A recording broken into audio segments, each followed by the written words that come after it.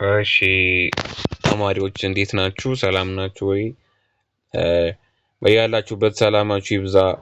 እና ምንድነው ሂስትሪ ሪቫይዝድ ሞጁል በጣም ችግር እንዳለበት ችግር አለበት ስል መጽሐፉ ላይ ሳይሆን ብዙ ሰዎች እያስተማሩ ያሉት በኦልዱ ካሪኩለም ነው። ይሄ አዲሱ ሪቫይዝድ የሆነ ሞጁል ነውና በዚህ ላስተምራችሁ ወደድኩ። ቻፕተር 6 ኢንተርናል ዲቨሎፕመንት ኤንድ ኤክስተርናል ሪሌሽንስ ኢን ኢትዮጵያ ኢን ዲ ሆርን በሚለው ከ19ኛው ሴንቸሪ እስከ 20ኛው ሴንቸሪ ባለው ማለትም ከ1800 እስከ 1941 ያለውን ቶፒክ አጠር አድርገን ለማየት እንሞክራለን። ሁሉንም ነገር መነካካት ግድ ይለናል። ለዛ በትዕግስት እንድታዩት ጋብዛችኋለሁ። ከዛ በፊት ግን ይህንን ኦንላይን ያያችሁ ከሆነ ቪፒ እንድታበሩ አለም ደግሞ ላይክ እና ኮመንት ጥያቄ ካላችሁ ኮመንት እንድታደርጉ፣ ሰብስክራይብ ካላደረጋችሁ ደግሞ ሰብስክራይብ እንድታደርጉላችኋለሁ። ቀጥታ ወደ ለሰናችን እንገባለን እና በጣም ይሄ ቻፕተር 6 በጣም ደስ የሚል ታሪክ ነው። ስለ ኢትዮጵያ ሂስትሪ ብዙ ትማሩበታላችሁ ብዬ አስባለሁ። እና ደግሞ ኢኒሻሊ ትንሽ ቀዝቀዝ ይላል፣ የሆነ ሽምደዳ ነገር ይበዛበታል። ከዛ ውጭ ያለው ክሮኖሎጂ ያለው በጣም ፍሰቱ ደስ የሚል ታሪክ ነው ያለው ማለት ነው። እና ኔቸር ኦፍ ኢንተራክሽን አመንግ ፒፕል ኤንድ ስቴት ኢን ኢትዮጵያ ኤንድ ሆን የሆነ ኔቸር ኦፍ ኢንተራክሽን በህዝቦች መካከል ያለውን ሪሌሽንሽፕ በኢትዮጵያ እና በሆርን መካከል ያለውን ነገር እናያለን ማለት ነው። ከነዛ ውስጥ ደግሞ ፒፕልስ ስቴትስ ኢን ሳውት ሴንትራል፣ ሳውት ዌስተርን እና ዌስተርን ኢትዮጵያ ካሉት ውስጥ እነዚህ ስቴቶች እናያለን። ወደ ቀበና እንመጣለን። ቀበናው with elements of Hadiyya Gurage coalition is emerged as a strong political entity in the South Central Ethiopia in second half of 19th century. ይሄ ቀበና የተገኘው ስትሮንግ ፖለቲካል ኢንቲቲ ሆኖ በሀዲያና በጉራጌ ኮአሊሽን ወይም ጥምረት የተፈጠረ ስቴት ነው ማለት ነው። እና ደግሞ የተፈጠረው በ19ኛው ሴንቸሪ ማለትም ከ1800 እስከ 19 ባለው ድረስ ነው የተፈጠረው ማለት ነው። it became center of Muslim revivalist movement in northeast of ጊቤ ሪቨር። ጊቤ ሪቨር በኩል የሙስሊሞች ዋናው የሪቫይቫሊሽን ወይም የሙስሊም ጉዞ የሙስሊም እምነት የሚደረግበት ዋና ስቴት ሆኖ ነበር የተወሰደው ማለት ነው። seized by Muslim refugees from Wollo and with possible connection even with Mahadist Sudan, the movement of spread across a large part of region and was attended by fast spread of Muslims። ስለዚህ በቃ እዚህ ጋር መያዝ ያለባችሁ ፈተና ላይ የሚመጣው አብዛኛውን የሙስሊም ሰዎችን የተቀበለችው የትኛዋ ስቴት ናት ተብሎ ሊጠይቅ ይችላል። ለዛ ደግሞ ቀበና ነች ማለት ነው። ብዙ ተጓዦችን ምናምን ሪቫይቫሊስት ምናምን ይዛ የተቀበለችው ቀበና ነች ማለት ነው።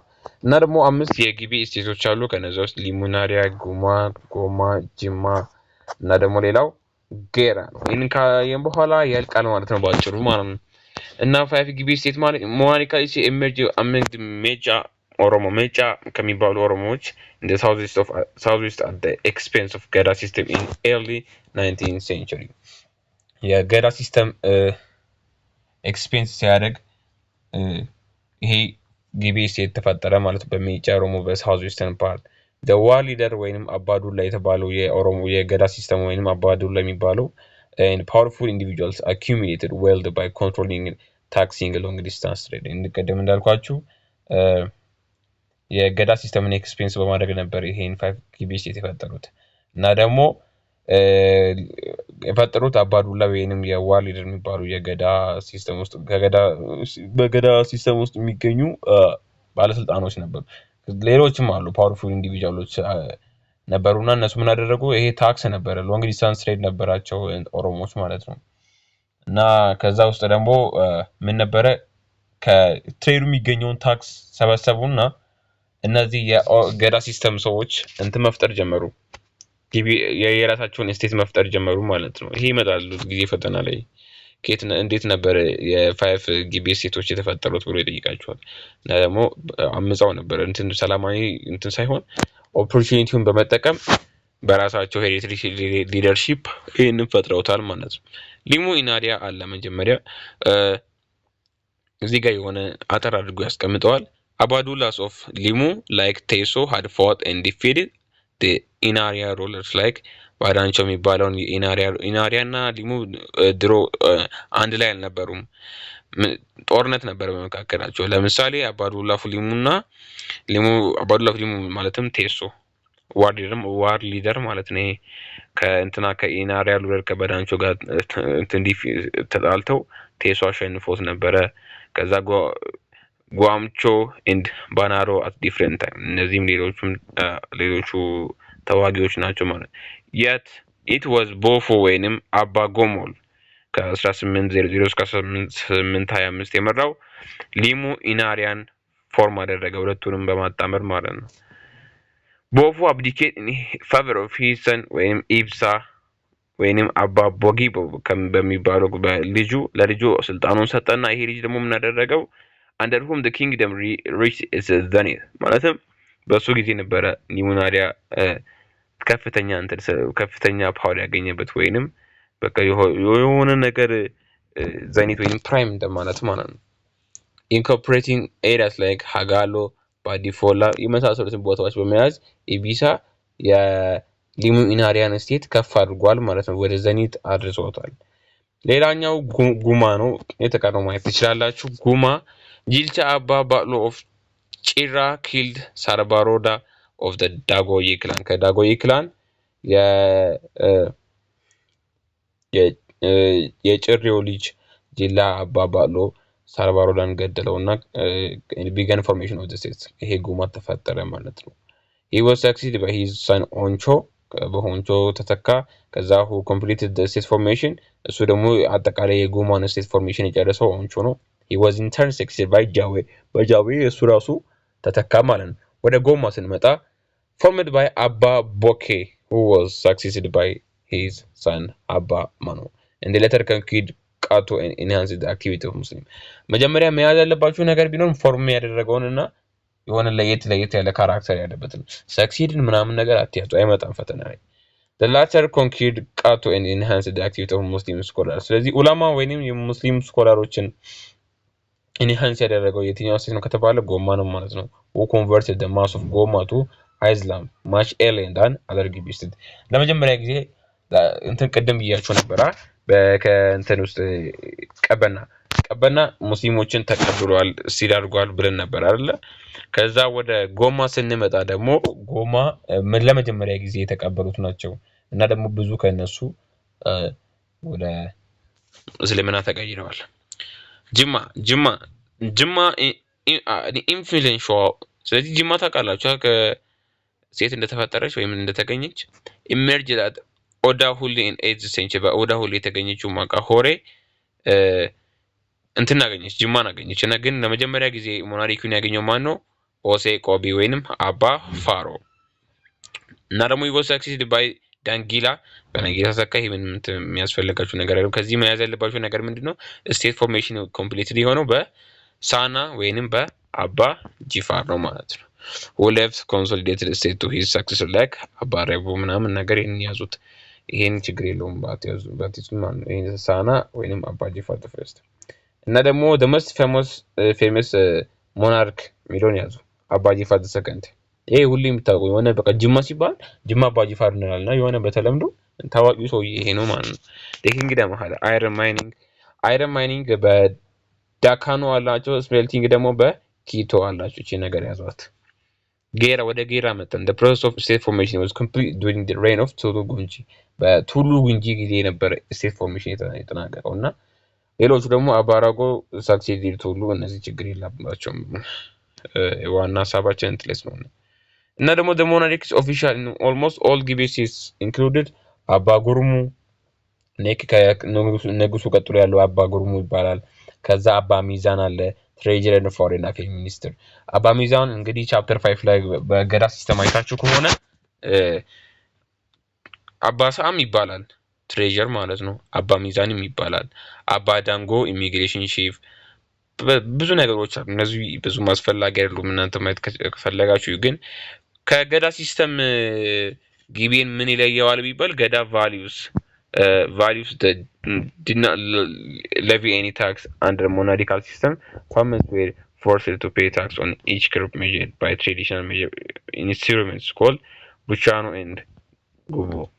ምን መሰላችሁ ከገዳ ሲስተም የሚለየው ጊቪ ሲስተም ላይ ታክስ ይቀበላሉ። ፋርመሮች ታክስ እንዲከፍሉ ይገደዳሉ ማለት ነው። ኢን ኢች ክሮፕ በየትኛውም ሰብል የግድ ታክስ መክፈል አለባቸው ፋርመሮች። ገራ ሲስተም ላይ እንደዛ አልነበረም። ታክስ የሚኖረው ትሬድ ላይ ነበር እንጂ ክሮፕ ላይ አልነበረም። እና ደግሞ የመጀመሪያው ቡቻኖ ነበረ 15 ኪሎ ብቻ ነበረ ታክስ የሚቀበሉት ከሰሩት አንፃር ማለት ነው። ከዛ ደግሞ ጉቦ ሲመጣ ጨመረ ማለት ነው። ወደ በ10 ጨመረና ወደ 25 ኪሎ ግራም ሆነ የሚከፍሉት ማለት ነው። ጊቪ ስቴት ለቃ አለ። ለቃ ስቴት ላይ ለቃ ነቀምቴና ለቃ ቀላም የሚባል አለ። ከዛ ደግሞ ኢሉ አለ። ከዛ ደግሞ ኒሎቲክ ሼክ ደም የሚባለው አለ። ለቃ ነቀምት የተገኘው በባካሬ ጎዳና ሲሆን እና ደግሞ ዘይኒቱን ወይንም ሃይት አንደር የደረሰው ከኮምሳ ሞሮዳ ዘመን ነው ማለት ነው። እና ደግሞ እቺ ነገር ያዟት ትመጣለች ወዴ ማለት ነው። ከለቃ ስቴት ውስጥ ለቃ ነቀምት የሚለየው በምንድነው ይላችኋል? የሚለየው ምንድነው? ምን ያደርጋሉ? ወርክ ስራቸው ጎልድ ዋሺንግ፣ ኮፊ ፕላንቲንግ ኤንድ ጌም ሪዘርቨር እንደዚህ አይነት ነገሮችን ይሰራሉ ማለት ነው። ለቃ ቀለሙ ደግሞ የተገኘው በቱሉ ነው። and become powerful under the sun በጆቴ በቃ ይሄ በቂ ነው ለዚህኛው እንትን ማለት ነው። በጆቴ ዘመን ነበር ፓወርፉል የሆነው ይህ ስቴት እና ደግሞ የተገኘው በቱሉ ነው።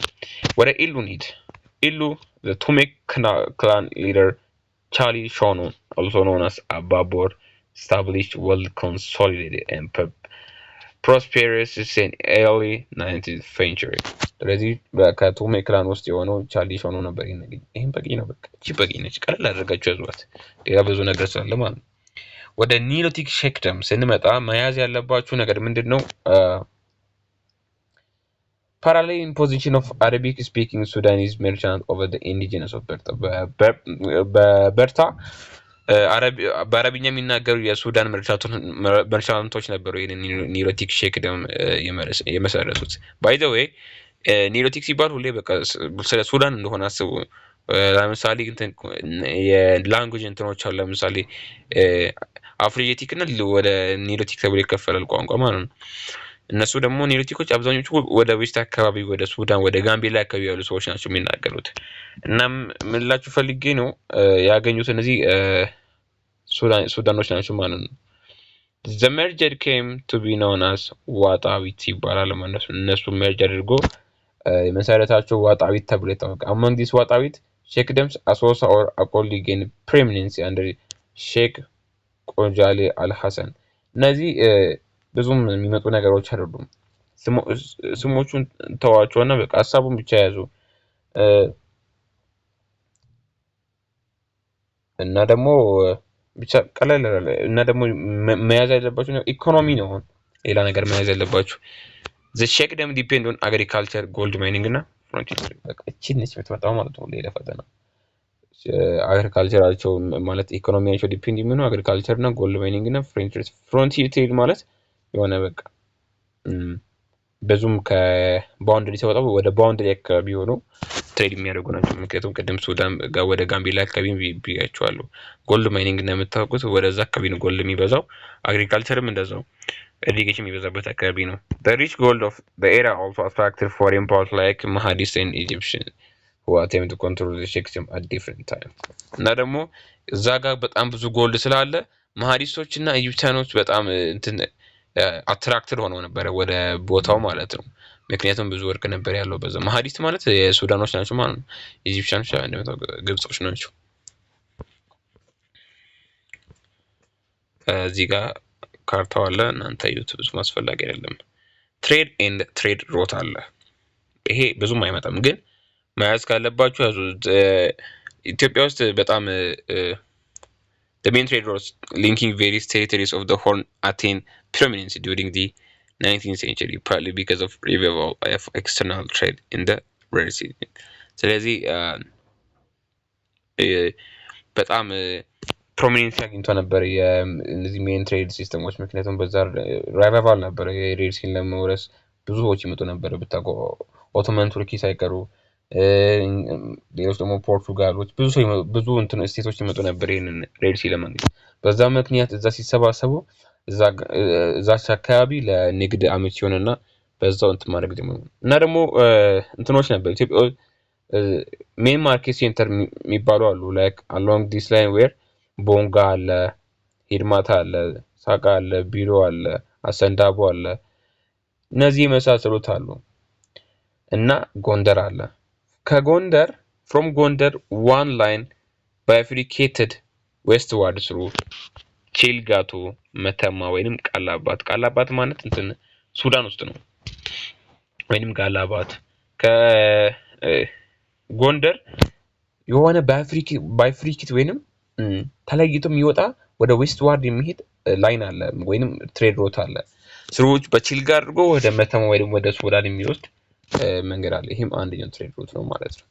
other routes passed through አድዋ፣ አስመራ and entered በኖርዝ በኩል አድርጎ በአድዋ እና በአስመራ አድርጎ ወደ መጸዋ ወይንም ወደ ኤርትራ የሚገባ ሮት አለ። another is occurred at Baso to move via Ankara and ዳቤ and ወሎ and አውሳ ይሄን ችግር የለውም አይመጣም እዛ እቺ በቃ ሁሌ ለፈተና መረጠው ከዚህች ውስጥ ነው የሚወጣው። ይሄን ሐሳብ ያዙ። the main item exported from southwest included civet musk, honey wax, coffee, spices and slaves። እዚህ ጋር ምን መሰላችሁ ከሳውዝ ዌስት ኤክስፖርት የሚደረጉ እቃዎች ናቸው። ሲቤት መስክ ማለት የሆነ ድመት የሚመስል እንስሳ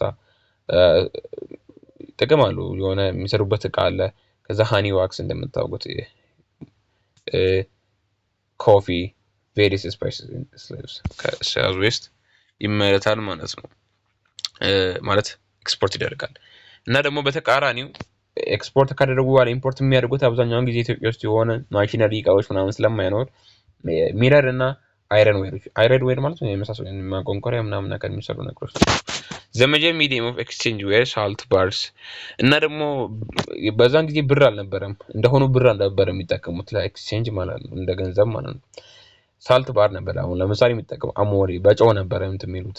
ካውሪ ሼል የሚባል አለ የሆነ የእንስሳ እንትን አለ ወስደው እንትን ጫሌ ምናምን ጌጣጌጥ የሚሰሩበት ፒስ ኦፍ ኮተን ክሎዝ ወይንም አቡጃዲ በክሎዝ ነበር እንትን የሚሉት። አሁን ሌላ ነገር ደግሞ ኤንድ ማሪያ ትሬዛ ቴለርስ እና ደግሞ ማሪያ ትሬዛ ማለት ከአውስትራሊያ የመጣ ብር ነው ብር አይ ሚን ገንዘብ ነው ማለት ነው። አሞሌ was mined from ታልታል ፕሌን አፋር በርዲንግ ያው እንደምታወቀው እንትን አሞሌ ብዙውን ጊዜ የሚገኘው ከአፋር ነው ማለት ነው።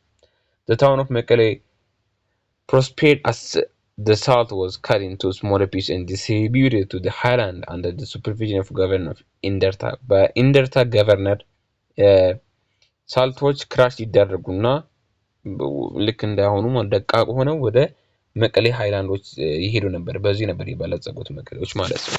he assumed the title of ባልጋዳ and collected tribe as a tax jet። ስለዚህ ይሄ ሊደሩ ወይንም ገቨርነሩ ምን ያደርጋል መሰላችሁ ታይትሉን አስዩም ያደርግና ይወስድና ባልጋዳ የሚባል ታይትል ይይዛል። ከዛ በኋላ በዛ ታክስ ወይም ግብር ይወስዳል ማለት ነው። ማዘር ትሬዛ was a silver coin introduced from Austria ከአውስትሪያ የመጣ ሲልቨር የብር ሳንቲም ነበረ ማለት ነው።